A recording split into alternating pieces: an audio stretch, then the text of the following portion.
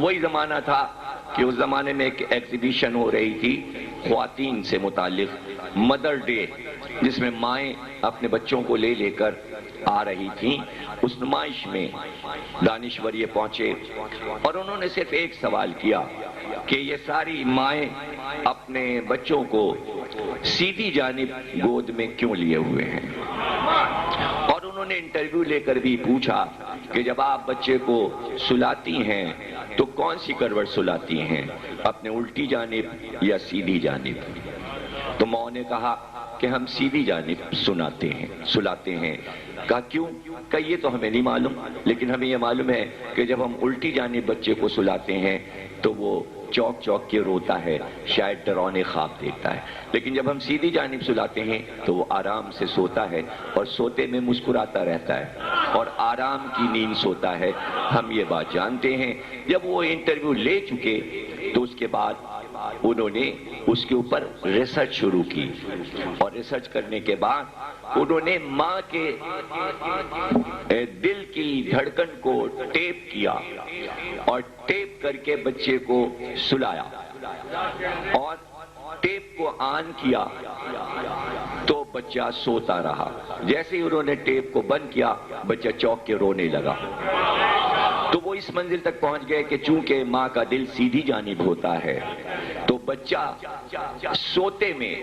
ماں کے دل کی دھڑکن سے سہارا لے کر آرام سے سو رہا ہوتا ہے کہ کوئی میرا سرپرست میرے قریب موجود ہے۔ ماں کے دل کی دھڑکن بچے کے لیے سہارا بن جاتی ہے، وہ ڈراؤنے خواب نہیں دیکھتا۔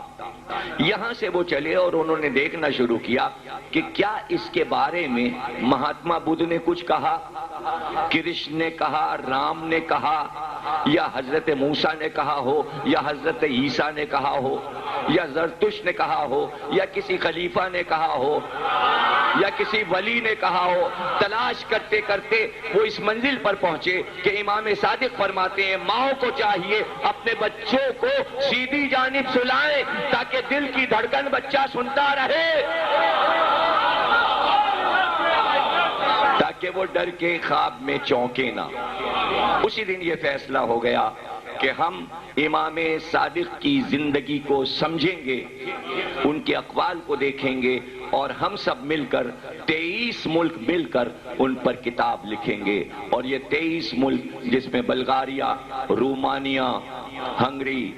Australia, England, Germany, France, Switzerland, Holland, ان سارے ملکوں کے پروفیسران نے جرمنی میں جمع ہو کر کتاب لکھنا شروع کی، اور یہ طے ہوا کہ ایک ایک پروفیسر امام کی زندگی کا ایک ایک گوشہ لے لے۔ کسی نے کہا ہم بچپن پہ ان کے لکھیں گے، کسی نے کہا ہم ان کی جوانی میں ریسرچ کریں گے، کسی نے کہا ہم ان کا بڑھاپا دیکھیں گے، کسی نے کہا ہم ان کی حدیثوں کو جمع کریں گے، کسی نے کہا ہم ان کی فقہ کو جمع کریں گے، کسی نے کہا کہ انہوں نے ثقافت اور تہذیب کے لیے کیا کہا، ہم تمدن کے بارے میں لکھیں گے۔ ہم یہ دیکھیں گے انہوں نے فزکس، کیمسٹری، باٹنی، زیالوجی کے بارے میں کیا کہا، سائنس کے بارے میں کیا کہا، ہم اس پر لکھیں گے۔ کسی نے کہا کہ ہم یہ دیکھیں گے کہ امام نے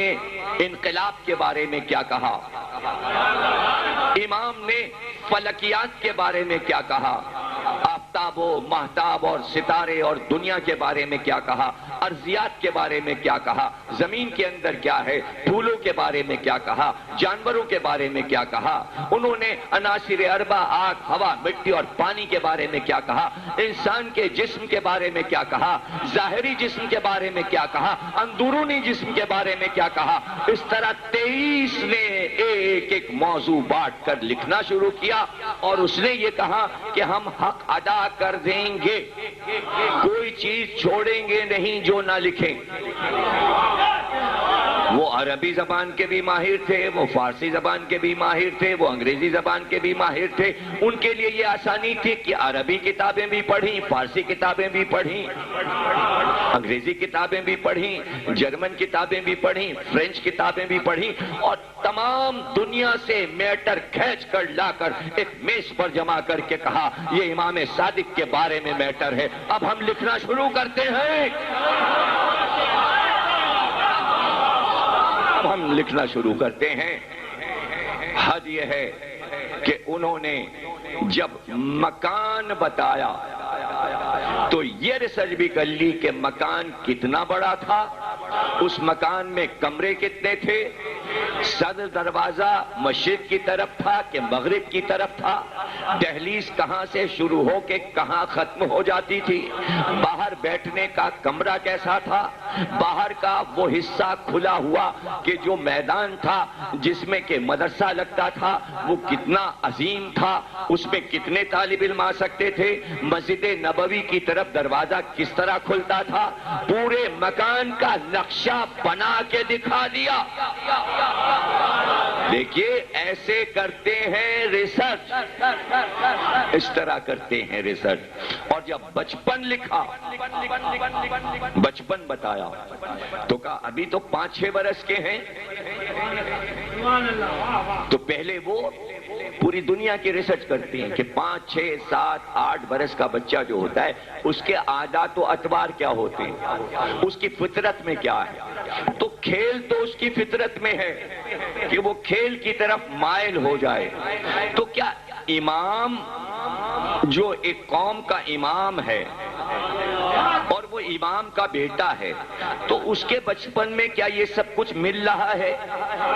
کیا وہ بھی کھیلتا ہے؟ اب ریسرچ کر رہے نا، آپ کو بتا رہا ہوں ریسرچ ہوتی کیسے ہے۔ اور وہ اس منزل تک پہنچے کہ بھائی کھیل فطرت میں ہے۔ ظاہر 5-7 برس کی عمر میں بیٹھ کر وہ بڑے بڑے لیکچر نہیں دے گا، بڑی بڑی کتابیں نہیں لکھے گا،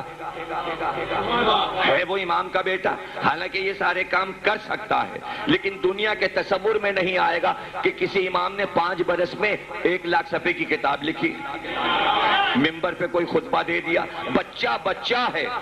تو اس کو بچپن کے آئینے میں دیکھا جائے گا، لیکن یہ دیکھا جائے گا کہ عام دنیا کے بچوں کا بچپن اور اس گھرانے کا بچپن کیا ایک طرح کا ہوتا ہے؟ اسی لیے آپ جب دیکھتے ہیں تو علی کا بچپن دنیا کے بچوں سے الگ نظر آتا ہے،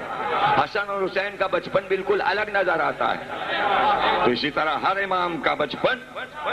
دنیا کے بچوں جیسا بچپن نہیں ہوگا۔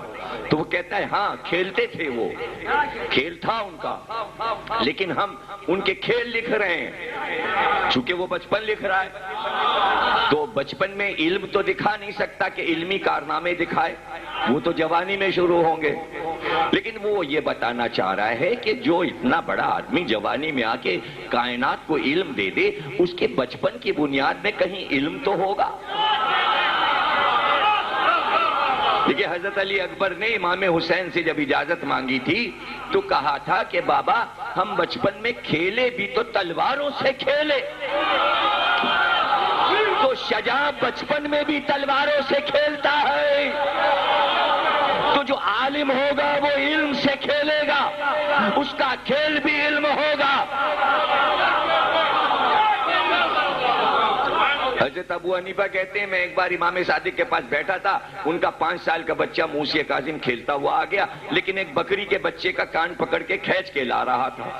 اور جیسے ہی ہم لوگوں کے قریب سے گزرا تو ہم یہ سمجھے کہ کیا امام کے بچے بھی بکری کے بچے کے ساتھ کھیلتے ہیں، لیکن ہم نے یہ دیکھا کہ وہ قرآن کی ایک آیت پڑھ کر بکری کے بچے سے کہہ رہے تھے اپنے رب کا سجدہ کر،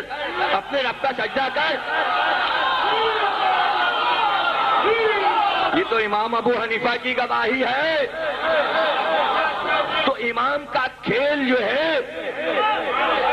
بظاہر وہ کھیل لگ رہا ہے لیکن وہ علم سے بھرپور ہے۔